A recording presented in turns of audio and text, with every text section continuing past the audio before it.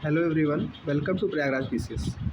आज की इस वीडियो में हम एक ऐसे टॉपिक को डिस्कस करने वाले हैं जो मेंस में हमेशा लगता है कि वो स्टैटिक का टॉपिक है, लेकिन उसमें करंट अफेयर का डेटा अगर ना हो तो नंबर नहीं मिलते। तो आज का जो टॉपिक हम डिस्कस करने वाले हैं वो आपके सामने है, राजनीति का अपराधीकरण। इससे इंग्लिश में कहते हैं क्रिमिनलाइजेशन ऑफ पॉलिटिक्स। इससे रिलेटेड जितने भी पॉइंट्स हैं, करंट डेटा है और कमिटीज़ तथा सुप्रीम कोर्ट के जो भी जजमेंट्स आए हैं, होलिस्टिक तरीके से इसको हम कवर करने वाले हैं। करंट अफेयर में ये क्वेश्चन आया हुआ था, पूरी मैगज़ीन विज़न आईएएस ने इसको कवर किया हुआ है, तो एक जगह ही पूरा होलिस्टिक डेटा मिल गया। इसलिए जो मेंस की हमारी सक्सेस सीरीज़ है उसी के अंतर्गत हम इस वीडियो को ला रहे हैं आपके लिए। तो इस वीडियो को पूरा देखिएगा। बाकी जो फैक्ट्स मैं आपको बताऊंगा, इसमें जो मेंशन है उनको एक जगह, जो डायरी आपने डाटा की बना रखी है उसको एक जगह लिखते चलिएगा, और अंत में मेंस वाले दिन आपको लगेगा कि आपने जो डेटा रखा है वो एग्ज़ाम में यूज़ हो रहा है और आपको अच्छे नंबर मिलेंगे। तो आप इस चीज़ को विश्वास कीजिए और शुरू करते हैं अपना टॉपिक। सबसे पहले सुर्खियों में क्यों रहा, ठीक है। हाल ही में एडीआर, ठीक है, एडीआर का फुल फॉर्म आपको याद रखना है, एसोसिएशन फॉर डेमोक्रेटिक रिफॉर्म्स, ने एक रिपोर्ट जारी की। इस रिपोर्ट में पाया गया कि भारत में जो केंद्रीय मंत्रिमंडल और राज्य मंत्रिमंडल है वहाँ पे मंत्रियों सहित लगभग 47% मंत्रियों ने अपने विरुद्ध आपराधिक मामले दर्ज होने की घोषणा की। तो ये डेटा आप याद रखिएगा, 47% मंत्रियों के विरुद्ध आपराधिक मामले दर्ज हैं, जिसमें से 27% मामले ऐसे हैं जो गंभीर अपराध की श्रेणी में आते हैं। तो आपके मेंस के लिए ये डेटा काम का हो गया कि एडीआर की रिपोर्ट क्या प्राप्त करती है कि 47% मंत्रियों ने अपने विरुद्ध आपराधिक मामले दर्ज करने की घोषणा की, जिसमें से 27% मामले ऐसे थे जो गंभीर अपराध की श्रेणी में आते हैं। अब ये जो टर्म है अपराध का, मतलब राजनीति का अपराधीकरण, इससे आप समझते क्या हैं, एग्ज़ाम में क्या लिखेंगे, तो सिंपल लैंग्वेज में डेफिनेशन इसकी देनी होती है। राजनीति के अपराधीकरण से तात्पर्य राजनीतिक एवं चुनावी प्रक्रिया में आपराधिक पृष्ठभूमि वाले व्यक्तियों के प्रवेश और भागीदारी से है। बिल्कुल यही बेसिक डेफिनेशन आपको आंसर में लिखनी है, ठीक है। अब जो राजनीति में अपराधीकरण हो रहा है उसका कारण क्या है, कि क्यों ऐसा हो रहा है। तो सबसे पहला जो कारण है राजनेता और अपराधी गठजोड़, ठीक है। ये क्या है, जैसे आप देख सकते हैं कि अपराधी अपने बचाव के लिए और वैधता प्राप्त करने के लिए राजनीति में प्रवेश करते हैं, वहीं दूसरी ओर जो राजनेता होते हैं या फिर राजनीतिक दल होते हैं उन्हें अपने बाहुबल और वित्तीय शक्ति की ज़रूरत होती है, इसलिए अपराधियों का प्रयोग उनके द्वारा किया जाता है। इस प्रकार एक पारस्परिक लाभ का दुष्चक्र बन जाता है, ठीक है। ये कीवर्ड आपको याद रखना है।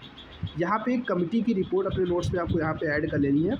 वोहरा समिति की रिपोर्ट 1993 में बताया था कि भारतीय प्रशासनिक और राजनीतिक व्यवस्था में राजनेताओं, अपराधियों और नौकरशाहों के गठजोड़ की बात सामने आई थी।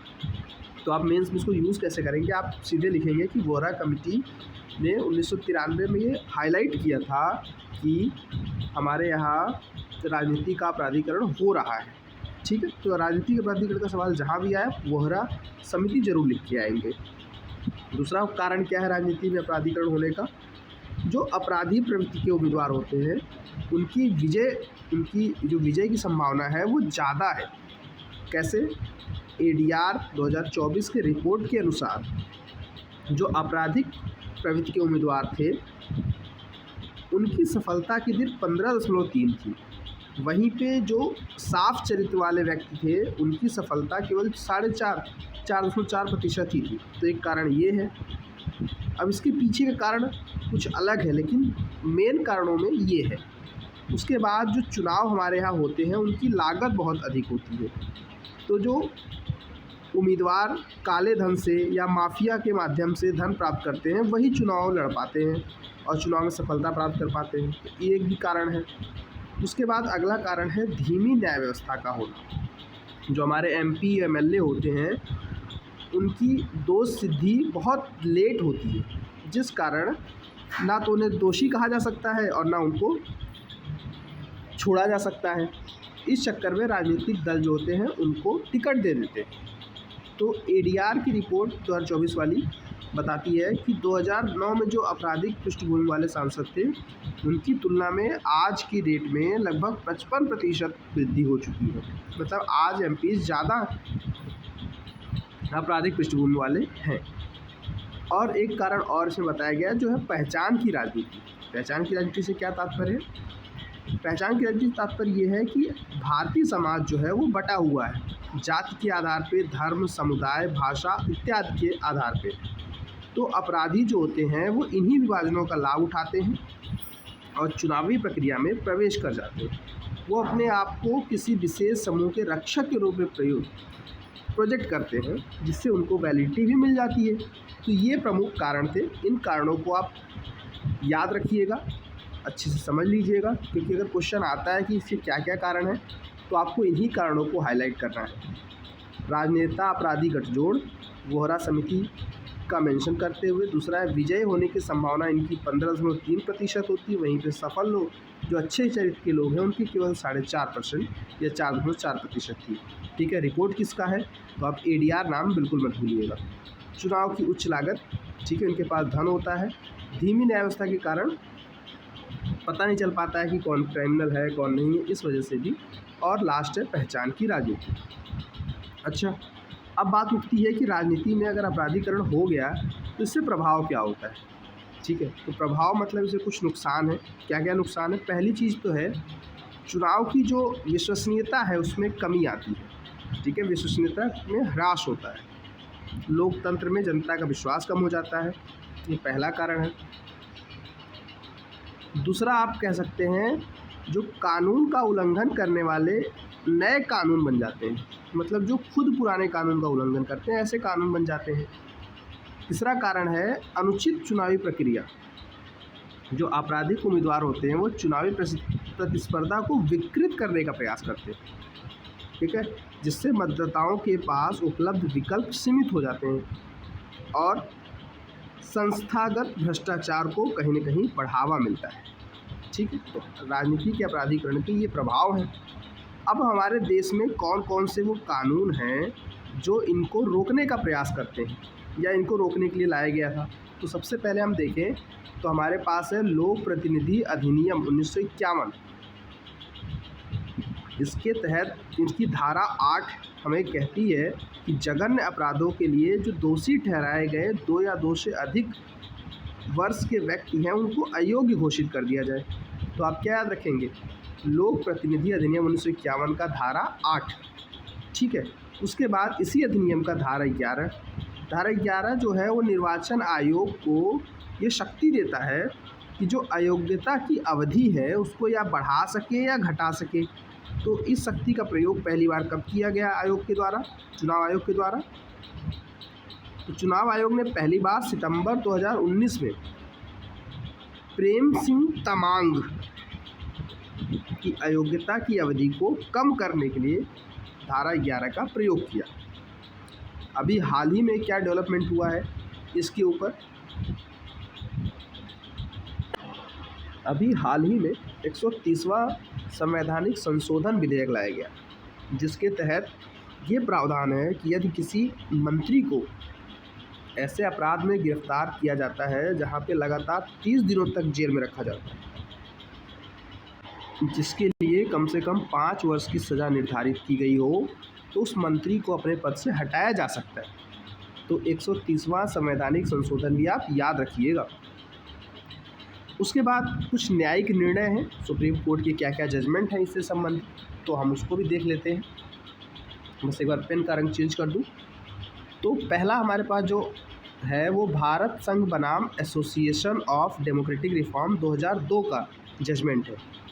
इसमें भारत निर्वाचन आयोग को निर्देश दिया गया कि वह उम्मीदवारों से सभी पूर्व या लंबित आपराधिक आरोपों, दोष सिद्धि और दी गई सज़ा की मात्रा का विवरण देने वाले हलफनामे उनसे प्राप्त करें। अगर सिंपल शब्दों में कहूँ तो इसमें सुप्रीम कोर्ट ने इलेक्शन कमीशन को ये निर्देश दिया कि जो भी उम्मीदवार हैं उनसे आप एक हलफनामा लीजिए जिसमें वो कितनी उनको सज़ा हुई है, क्या उनके पास लंबित आरोप हैं, इन सभी की जानकारी हो। दूसरा केस है लिली थॉमस बनाम भारत संघ 2013। इसमें है कि दोषी ठहराए गए 2 या 2 से अधिक वर्षों की कारावास की सज़ा पाए वर्तमान विधायकों को तत्काल प्रभाव से अयोग्य घोषित कर दिया जाए। ये सुप्रीम कोर्ट का है, तो आप ये याद रखेंगे। और थर्ड याद रखेंगे public interest foundation versus Indian union 2019 का जजमेंट है। इसमें सभी राजनीतिक दलों और उम्मीदवारों को अपने आपराधिक रिकॉर्ड अपनी वेबसाइट, सोशल मीडिया या स्थानिक समाचार पत्रों प्रकाशित करने का निर्देश दिया गया। उसके बाद आगे की राह क्या है, मतलब जिसे वे फॉरवर्ड कहते हैं, फ्यूचर में क्या क्या किया जाना चाहिए, क्या सजेशंस आए हैं डिफरेंट कमिटीज़ के द्वारा। क्योंकि प्रश्न में ये क्वेश्चन आता है कि आप इसमें क्या करेंगे अगर ऐसी स्थिति में आप पढ़ते हैं, तो उसके लिए ये आगे की राह होती है। तो सबसे पहला कदम क्या उठाया जाना चाहिए, जो झूठे हलफनामे हैं उनके लिए दंड का प्रावधान किया जाना चाहिए। अब ऐसा कहाँ कहा गया था, तो ऐसी अनुशंसा 244वीं जो लॉ कमीशन था, यानी कि 244वें विधि आयोग की रिपोर्ट 2014 में भी की गई। तो ये चीज़ आप पहले तो ये पॉइंट बताएंगे और इस आयोग की रिपोर्ट को भी जिक्र करेंगे एग्जाम्पल के तौर पे। फिर अगला है जो निर्वाचन के लिए जो समर्पित पीठ है उसको स्थापित किया जाना चाहिए। मतलब उच्च न्यायालय में चुनाव याचिकाओं की दैनिक सुनवाई के लिए एक चुनाव पीठ की स्थापना की जाए, जिससे कि जो उम्मीदवारों को अयोग्य घोषित करने के समय उनकी दोष सिद्धि निश्चित की जा सके। ठीक है, मतलब एक डेडिकेटेड जुडिशियल सिस्टम इनके लिए ही सेटअप होना चाहिए कि जो MP MLAs का क्रिमिनलाइजेशन वगैरह देखें। ठीक है, उसके बाद लोक प्रतिनिधित्व अधिनियम 1951 की धारा 11 को भी सुधारा जाना चाहिए, उसकी समीक्षा की जानी चाहिए। क्यों ऐसा है, क्योंकि इलेक्शन कमीशन के पास जो पावर थी अयोग्यता की समय सीमा को घटाने या बढ़ाने की, उसको फिर से एक बार देखा जाना चाहिए, आयोग के क्षेत्राधिकार से बाहर रखा जाना चाहिए। उसके बाद अंतिम है वित्तीय एवं पारदर्शिता संबंधी सुधार। जो राजनीतिक दल हैं उनको RTI अधिनियम 2005 के अंतर्गत लाया जाना चाहिए। तो ये थे हमारे आगे की राह के रूप में जो सुझाव थे। ठीक है, तो इस तरह से हमने इसको कम्प्लीटली अच्छी तरीके से, करंट का ये टॉपिक था, होलिस्टिक तरीके से डिस्कस किया। अगर इस पर प्रश्न आता है, 12 नंबर का भी प्रश्न आ सकता है, 8 नंबर का भी प्रश्न आ सकता है, और लगभग हर अल्टरनेट ईयर UPSC में भी आता है, PCS में भी आता है। तो इस वीडियो को आप कंप्लीट कीजिएगा, बाकी इंपॉर्टेंट चीज़ों का नोट्स ले लीजिएगा। ऐसे ही इंपॉर्टेंट टॉपिक जो मेंस में आते हैं मैं वीडियो के माध्यम से चैनल पे कवर किया हूँ, आप उन वीडियो को कंप्लीट कीजिएगा। और बाकी इस वीडियोस को शेयर करके अपना फीडबैक कमेंट सेक्शन में ज़रूर दीजिएगा। सो इस वीडियो में इतना ही। Thank you for watching.